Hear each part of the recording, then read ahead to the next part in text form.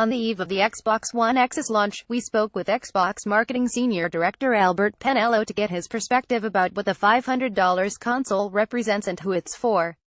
In our in-depth interview, Penello admits that he's unsure whether we'll move towards a quicker console cadence and attempts to debunk the notion that there aren't enough exclusive games to play on the Xbox. The Microsoft exec also says that he doesn't have a preference whether gamers choose an Xbox One S over the Xbox One X and claims that the X won't be held back by support for the S game spot with the release of the Xbox One X and the PS4 Pro. Do you envision a quicker console cadence moving forward, where we'll get mid-generational upgrades that perhaps release every 3 to 4 years that add incremental power, as opposed to the traditional 5 to 7 year console cycle that we've been so long accustomed to? Albert Penello: I think that's going to be up to customers. We got a great story around compatibility between the consoles, and a large number of enhanced titles that are available. We are introducing kind of a new idea, as you pointed out, a mid-cycle performance upgrade. I do think consumers these days are more used to more frequent performance in their devices, and tend to focus really on the compatibility of their games and the consistency of their library, which is clearly something we've invested in at Xbox. In terms of how it plays out in the future, that is gonna be up to customers. We're gonna have to watch and see how this goes. There's more content to play than there is time to play it. Albert Penello: Microsoft has stated that the Xbox One X is a part of the 8th generation of consoles, which is the same as the Xbox One before it.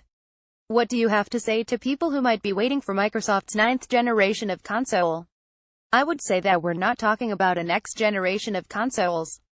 We're launching the Xbox One X. It's a joke I've had because it's funny that when it seems that, as soon as you announce a new thing, people always ask about the next thing. I would say that we are really in the Xbox One ecosystem. We're super committed to Xbox One.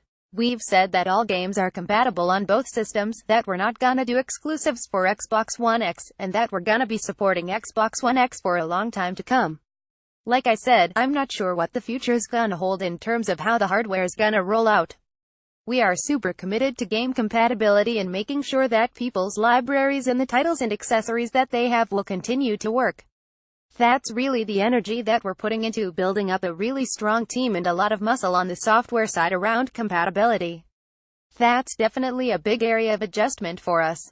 One of the reasons I wanted to ask about the 9th generation, so to speak, is that there seems to be a perception out there that this mid-generational upgrade is not a very significant jump, like something that you would see moving from the Xbox 360 to the Xbox One. From what I've personally been hearing so far, I think a lot of people don't fully grasp that the Xbox One X represents a pretty substantial hardware leap compared to older hardware refreshes.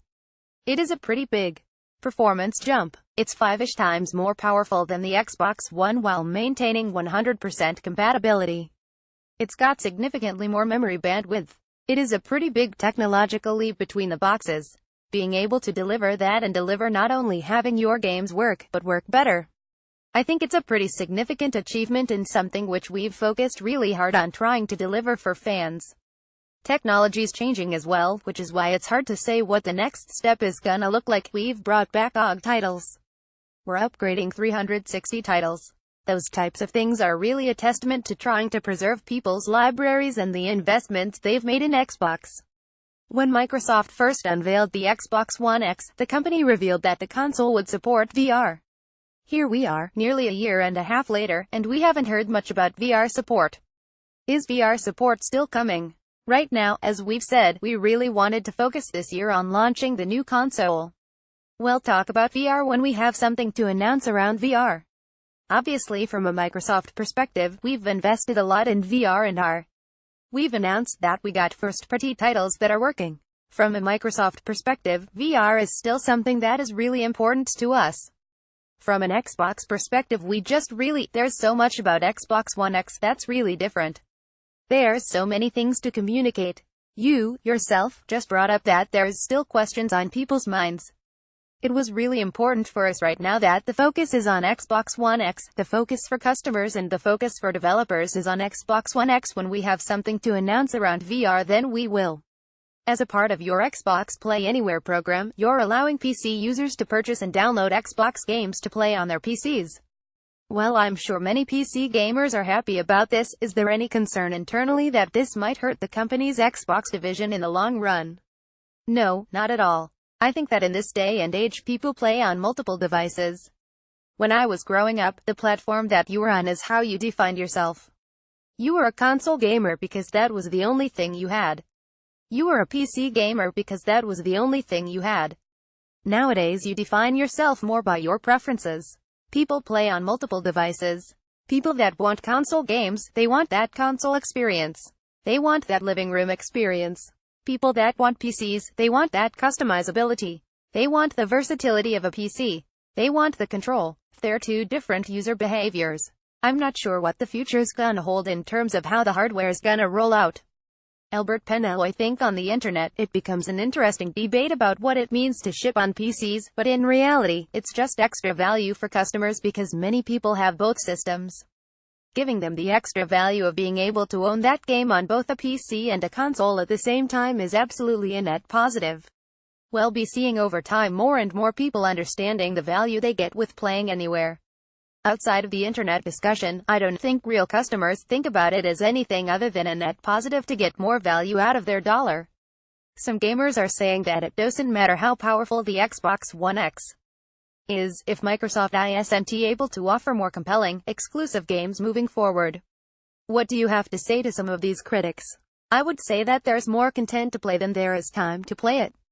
We have a great exclusive line that we ship. We shipped Cuphead, we shipped Forza 7, we've got PUBG coming out, which is the biggest thing in gaming right now.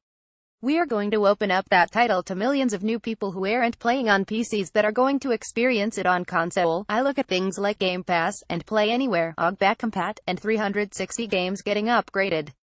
There's over 1,300 titles on Xbox One, there's over 200 exclusives, there's just so much content to play. Again, I think it's a thing that gets discussed within the industry. The funny thing is, I talk to my friends, and even myself, I've got way more stuff to play than I can possibly get through. So, there's plenty of content to play on Xbox. With the Xbox One X, you are leaving it in the hands of gaming developers to see how they want to use the console's extra processing power.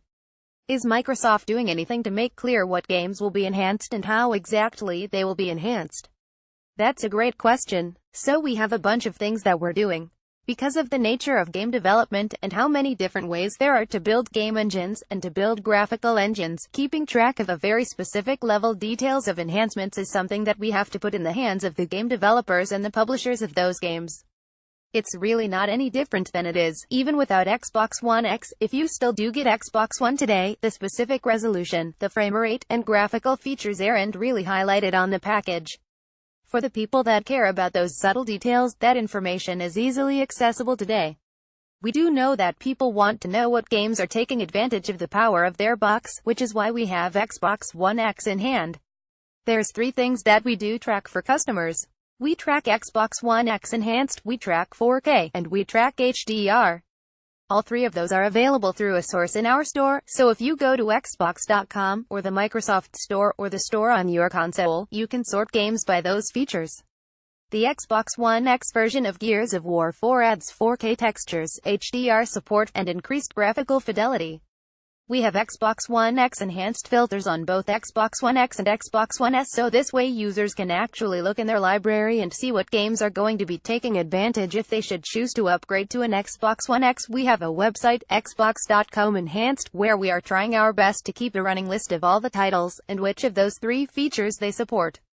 So Xbox One X Enhanced, 4K, HDR, those are the things that we track, and those are the things that we think are important to customers that we make sortable and searchable for purchase.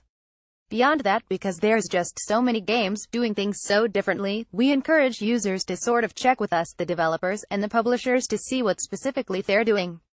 What incentive do developers have to spend additional time and resources to enhance their games for Xbox One X, if any?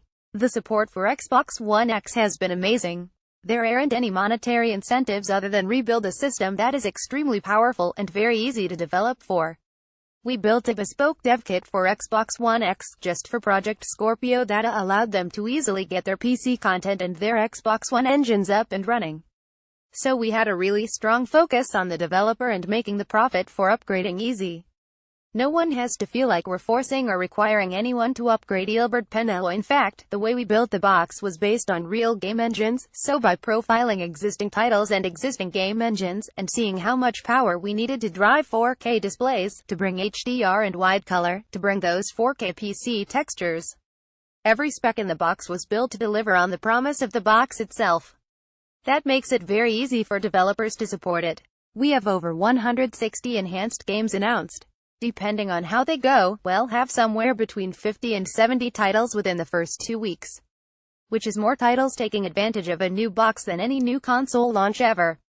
Typically, you're in the neighborhood of 20 some odd titles that take advantage of a new console when it launches, and will be in the 50 to 70 range. What do you have to say to the user who might be concerned that only a small percentage of games will feature Xbox One X enhancements? Yeah, you know, the 160 is not only inclusive, the 160 is actually mostly games that have yet to ship. There are games that from the last year that are getting updates. All the major publishers have announced Xbox One's enhanced titles, and like I said, it's really easy. Anybody that's building a game on PC, which is almost everyone today, is already building these 4K assets for the PC. So, I think we're going to see extremely strong developer support.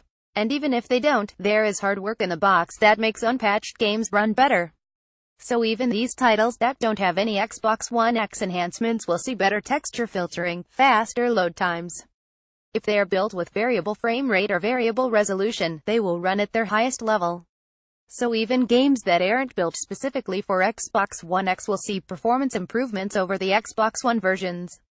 The Xbox One X is significantly more powerful than the Xbox One before it. What do you have to say to users who think that the performance might be held back by the original console? Well, I would say that we built the box to be 100% compatible. It is the same console. It is the same family of devices. They run the same engine. Today, I like to use the analogy on PC. You never see people say, wow, you still have Intel integrated graphics chips, because the 1080t dual SLI versions of the game were held back.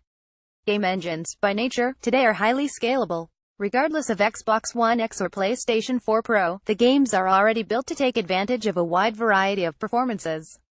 So it's no different. When you build an Xbox One S game, you get an Xbox One X version, and vice versa. Even today, we only had development kits for Xbox One X out since E3, and you will already see pretty dramatic upgrades from many other titles that are on the market, and that's only with a few months of development. I think there's a lot of headroom in Xbox One X, and Xbox One S doesn't hold back the Xbox One X potential in the slightest. Will there ever be any exclusive games with the Xbox One X, or will you always making it an onus for developers to support both SKUs? There will always be versions for both consoles. It is the same family of consoles. What are you most proud of in regards to the Xbox One X? This is going to be a silly answer. I am proud of the keen attention to detail. It's the little flourishes and the little things that we did, like the port locations and the power cable being the same. It doesn't seem like something big, but the fact that we were able to build a console significantly more powerful and make it smaller and use the same cables as the existing box, so that upgrading is easy and moving back and forth is simple. That level of attention to detail is something, in the craftsmanship that we put into the hardware is something I'm really proud of. Is there anything that you would like to say to our readers about the Xbox One X or about the Xbox One family in general? What I really want to say is that no one has to feel like we're forcing or requiring anyone to upgrade.